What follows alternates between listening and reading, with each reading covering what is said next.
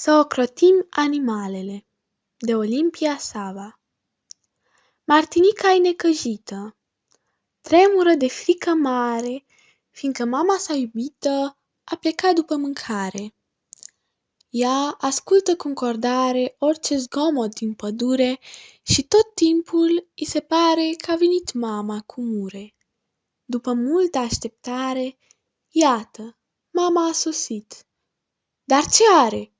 Pe cărare merge cam împleticit și, în loc să vină acasă, unde este așteptată, merge spre pădurea deasă, iar pe spate are o pată.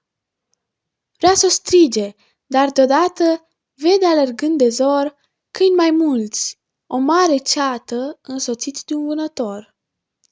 Martinica înțelege, e pierdută mama sa, niciun om și nici o lege nu mai poate ajuta.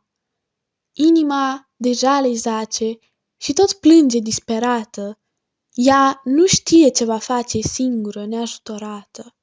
Dacă vreți în viitor vânători și voi să fiți, mamele de puii lor, nu cumva să despărțiți.